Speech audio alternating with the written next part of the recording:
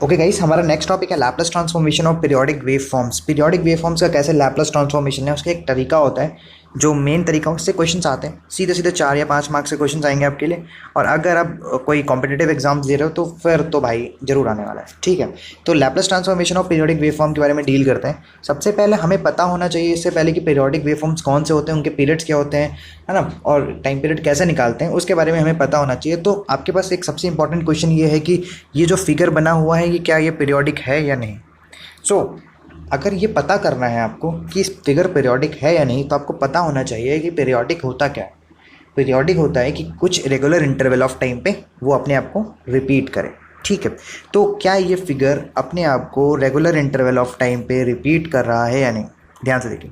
हाँ देखो, यहाँ आपके बाद फिर ये देखो रिपीट कर रहा है ना, रिपीट कर रहा है, क्या ये पीरियोडिक है? हाँ, ये पीरियोडिक फंक्शन है। जरूरी नहीं है वो कॉन्टिन्यूस कॉन्टिन्यूस, यहाँ पर कोई कॉन्टिन्यूस डिसकॉन्टिन्यूस की ये फिगर लेना मेरा यही ऑब्जेक्टिव था कि लोगों का ये कन्फ्यूजन क्लियर करना कि कोई भी लोग क्या सोचते हैं कि कॉन्टिन्यूस फिगर ही, कॉन्टिन्यूस सिग्नल जो है, कॉन्टिन्यूस मतलब ऐसे ऐसे ये डिसकॉन्टिन्यूस है ना, यहाँ के बाद यहाँ पर कुछ नहीं है ना।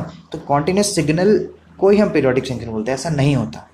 आप डिसकॉन्टिन्यूस सिग्नल को भी पीरियोडिक सिग्नल बोल सकते हो, ठीक है। तो ये पीरियोडिक सिग्नल है, रेगुलर इंटरवल ऑफ टाइम पे रिपीट करना। अब स्टैंडर्ड क्या है कि पीरियोडिक का नाम आते ही हमारे दिमाग में क्या आ जाता है? साइन कॉस आ जाता है। साइन कॉस आया तो हमें देख लो, साइन कॉस का पीरियड क्या होता है? 2 पाई होता है। बचपन से पढ़ते आ रहे हैं, बचपन से पढ़ते आ रहे हैं, जब से ट्रिग्नोमेट्री देखा हमने, ठीक है। ये बात बताने के लिए मैंने ये स्लाइड नहीं लगाई है। मैंने किस लिए लगाई है ये स्लाइड? कि मुझे ये बताना है कि ये कैसे लिखा हुआ है, ये कैसे लिखा हुआ है। क्योंकि देखो ध्यान से, साइन कोई भी फंक्शन है, अगर उसका टाइम पीरियड के फॉर्म में इसको रिप्रेजेंट करना है तो उसको पहले टी लिखोगे, इंस्टेंटेनियस टाइम प्लस बड़ा टी। बड़ा टी क्या है? उसका टाइम पीरियड है। तो बताओ, अगर मैंने ये चीज़ ऐसे लिखी है तो यहाँ पर टाइम पीरियड क्या हो गया? ये बड़ा टी ना, बड़ा टी क्या है? 2 पाई है। तो टाइम पीरियड क्या हो गया? 2 पाई, ठीक है। अभी हम आगे देखेंगे कैसे हम टाइम पीरियड निकालते हैं। तो ये बात आपको होप अब समझ में आ रही होगी, ठीक है। एक रेगुलर साइकिल पे रिपीट करना, ठीक है। अगला जो हमारा क्वेश्चन है, मतलब सिस्टमेटिकली ऑर्डर में पढ़ते हैं, साइन कॉस का हमें पीरियड निकालने में क्या प्रॉब्लम होती है उसके बारे में डील करते हैं। तो सबसे पहले हमें पता है कि जनरल फॉर्मूला दे रखा है y equals to a sine omega t, ठीक है। a यहाँ पर एम्पलीट्यूड होता है, ओमेगा एंगुलर फ्रिक्वेंसी होती है, टी इंस्टेंटेनियस टाइम की उस टाइम पे, कोई भी एक टाइम पे, है ना। और टी हमारा कैपिटल टी क्या है? टाइम पीरियड है, ठीक है। तो इसके अलग अलग फॉर्मूले होते हैं निकालने के। तो मैं पहले ये बता देना चाहता हूँ कि अगर साइन टी लिखा हुआ है एंड साइन 2t लिखा हुआ है तो इनमें डिफरेंस क्या होता है? बहुत लोगों को यही नहीं पता होता कि साइन टी लिखा है और साइन 2t लिखा है, उनमें डिफरेंस क्या है, ठीक है।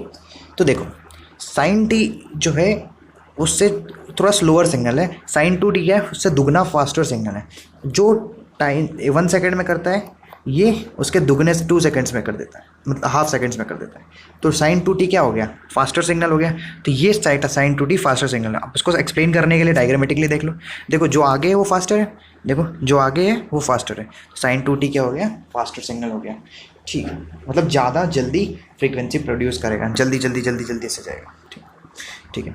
आगे बढ़ते हैं। तो हमें इससे मतलब नहीं है साइन 2 क्या करता है, हमें बस जनरल नॉलेज होना चाहिए हमें, ठीक है। हमारा जो मेन ऑब्जेक्टिव क्या है कि हमें क्या सीखना है, तो हमें बताना है कि टाइम पीरियड क्या होता है। टाइम पीरियड होता है 2 पाई/ओमेगा, ठीक है। 2 पाई/ओमेगा होता है, ठीक है। और फ्रीक्वेंसी क्या होता है? 1/टाइम पीरियड। टाइम पीरियड निकाल लिया तो उसका डिवाइड कर दो 1 से, वो सॉरी 1 कर दो तो आ जाएगा, फ्रीक्वेंसी आ जाएगा, ठीक है। एग्जाम्पल के तौर पर हमारे पास 5 cos 4t है।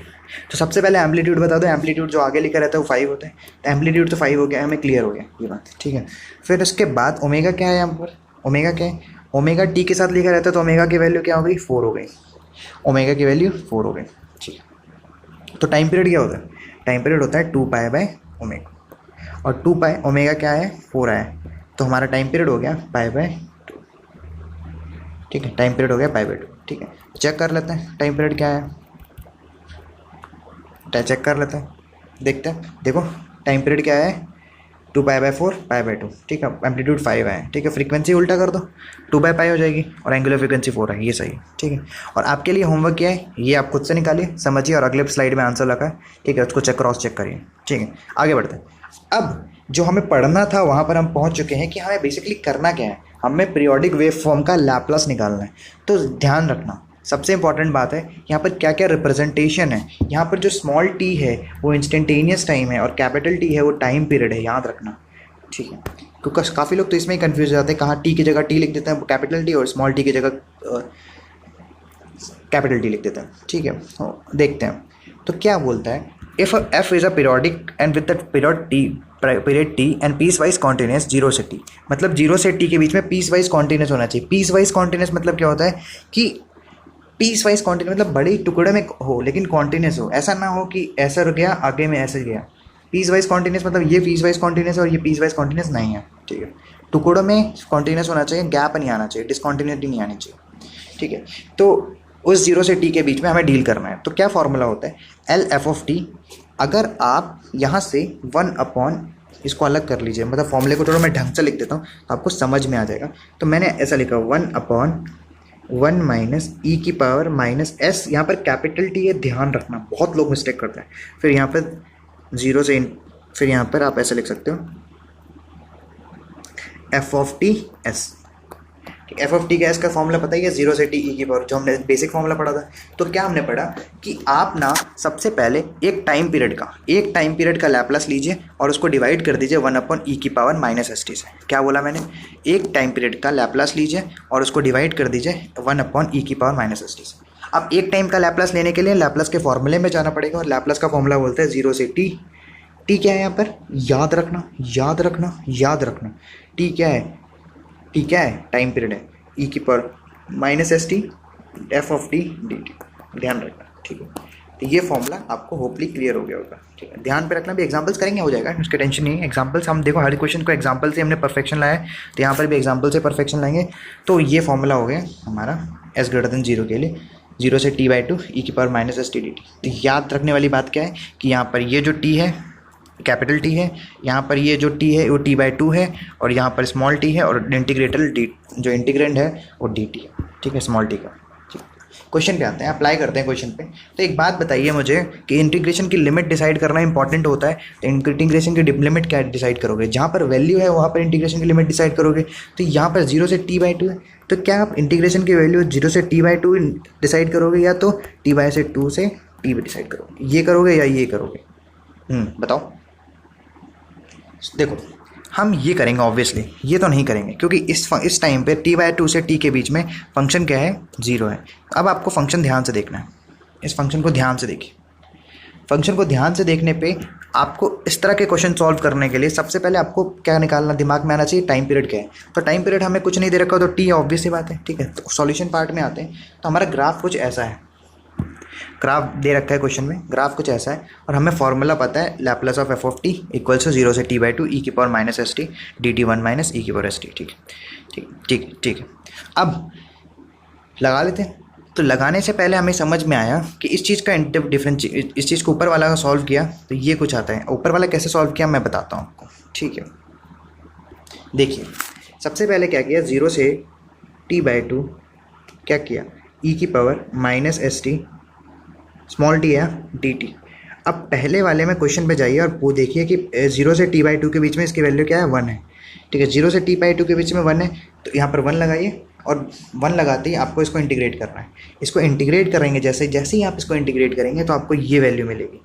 ये वैल्यू को आपको किस चीज़ से डिवाइड करना होता है, 1 माइनस ई की पावर एस टी से। तो आपको क्या करना है, बेसिकली लैप्लास लेना है एक पीरियड का और उसको डिवाइड कर देना 1 माइनस ई की पावर एस टी से, ठीक है, और आपका सॉल्यूशन आ जाएगा, ठीक है। और थोड़ा और अच्छे से सिस्टमेटिकली समझते हैं, ये थोड़ा सा कॉम्प्लिकेटेड था, यहाँ पर कोई इंटीग्रेशन नहीं करना पड़ा, ठीक है।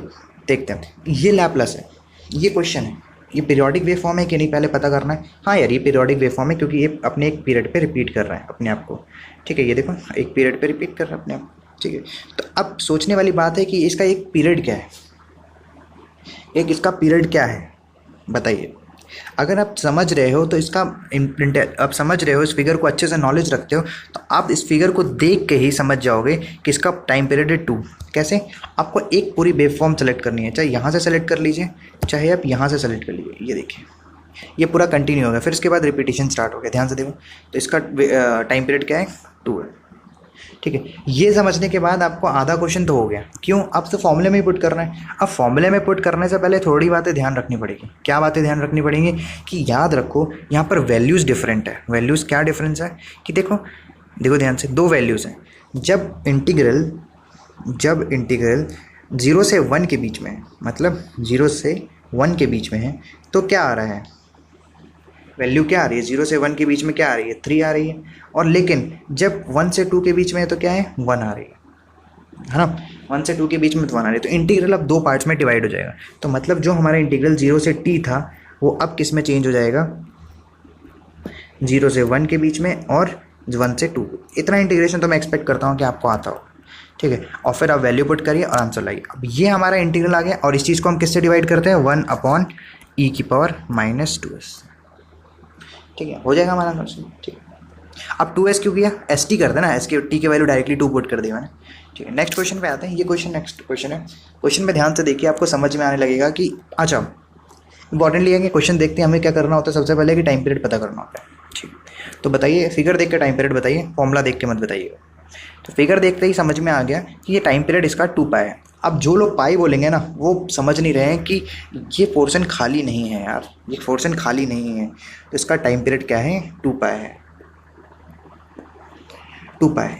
और भी एक्सप्लेनेशन के लिए और भी समझाने के लिए क्वेश्चन में प्रॉपरली एक्सप्लेन्ड है कि देखो एफ ऑफ टी प्लस ये जो चीज़ होती है कैपिटल टी होती है, टाइम पीरियड की वैल्यू ऑब्वियसली बात है 2 पाई दे रखी है।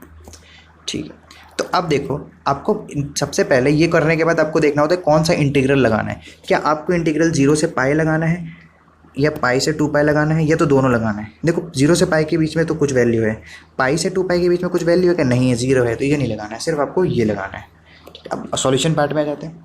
देखो 0 से पाई लगा दिया, साइन टी लगा दिया, क्योंकि 0 से पाई के बीच में इसकी वैल्यू क्या है? देखो मैं साफ़ कर देता हूँ, साइन टी है, तो ये मैंने यहाँ पर 0 से पाई साइन टी लगा दिया और फिर TE⁻t। ठीक है, ये हो गया, उसको इंटीग्रेट कर दिया। जैसे ही आप इस चीज़ को पर्टिकुलरली इंटीग्रेट करोगे बाई पार्ट्स लगा के, तो ये कुछ ऐसा आएगा। और बाई पार्ट्स लगाना पता है ना, u.v। ठीक है, इंटीग्रेशन है, बेसिक इंटीग्रेशन है। ठीक है, इसको लगाने के बाई पार्ट्स लगाने के बाद ये आया। और आपको पता है कि जो आपका सॉल्यूशन आता है f(s) आता है, उसमें आप क्या डिवाइड करते हो? 1/e⁻−st। टी क्या है हमारा? 2 पाई, 2 पाई लिख दोगे तो देखो 1/e⁻−2 पाई s से मल्टीप्लाई कर देगा। ये देखो, ये देखो, ये देखो, समझ रहे ना बात को? तो दिस इज कैसे हम सॉल्व करते हैं क्वेश्चन को। नेक्स्ट क्वेश्चन पे आते हैं। ये क्वेश्चन आपके लिए होमवर्क है। होमवर्क इसलिए है क्योंकि आपको खुद से करना आना चाहिए। ठीक है, तो सबसे इंपॉर्टेंट क्या है कि अब मुझे इसमें सिर्फ टाइम पीरियड बता दो, मुझे सिर्फ टाइम पीरियड बता दो। अगर आप फिगर देख के टाइम पीरियड जानना सीख गए तो बहुत कुछ है, बहुत इंपॉर्टेंट है, नहीं तो फॉर्मूले में तो दे ही रखा होगा। ठीक है, तो फिगर देख के टाइम पीरियड समझ में आ रहा है कि 2 इंटरवल बाद ही अपने आप को रिपीट करा तो इसका टाइम पीरियड 2 है, टाइम पीरियड 2 है। ठीक है, एफ ऑफ टी प्लस 2 है, तो यहाँ पर भी दिख रहा है टाइम पीरियड 2 है। ठीक है, तो अब मुझे बताइए कि आप इसका इंटीग्रल कैसे लिखोगे। इंटीग्रल लिखते हैं सीखते। ठीक है, तो लिखोगे 0 से क्या टी है ना, तो 0 से t/2 मतलब कितना? 1। क्या फिर 1-e⁻−t, इसकी वैल्यू 0। ठीक है, 0 से 2 के बीच में यही है। ठीक है, अच्छा 0 से 2 के बीच में है यार, एक मिनट रुको, 0 से 2 के बीच में है, तो यहाँ पर 2 आना चाहिए ना, 0 से 2 के बीच में e⁻t, फिर क्या e⁻−t/d। ठीक है, अब इसका जो सॉल्यूशन आएगा, लेटर से x आए सॉल्यूशन, तो उसको किससे डिवाइड करेंगे? 1/e⁻−2s। ठीक है, अब हमारा सॉल्यूशन आ जाएगा। तो ये जनरल बातें हो सकती है, इसमें कुछ कैलकुलेशन मिस्टेक भी हो सकती है, लेकिन हाँ आपको प्रॉपरली करना है क्योंकि यहाँ पर आपके पास वाइट बोर्ड नहीं है। सिस्टमेटिकली करना है इस क्वेश्चन को, बढ़िया से करना है। अगर नहीं आता तो आप कमेंट बॉक्स में करिए, मैं आपको PDF शेयर कर दूंगा। और क्वेश्चन चाहिए तो और PDF मिल जाएंगी, पुराने जितने भी हैं। इनवर्स लैपलेस ट्रांसफॉर्मेशन की प्रैक्टिस करनी है, वेव सिंगल सिंथेसिस की प्रैक्टिस करनी है, आपको PDF दे दूंगा, मुझे मैसेज करिए। ठीक है, चलिए अभी के लिए इतना ही। और अगर आपका पेपर 2 या 3 दिन बाद है तो आप आराम से इतना देख के चले जाइए, एक बार पेन लगा लीजिए और आराम से हो जाएगा पेपर, कोई टेंशन की बात नहीं। वीडियोस बेसिकली डिज़ाइन ही इस तरह है कि आपके 3-4 दिन है पेपर के लिए, आप कर लो। ठीक, चलो तो ये समझ रहे हो ना, ये जो लिखा हुआ है इसको फॉलो करो जरा। ठीक है, मिलते हैं अगले लेक्चर में और ख़त्म करते हैं यूनिट 1।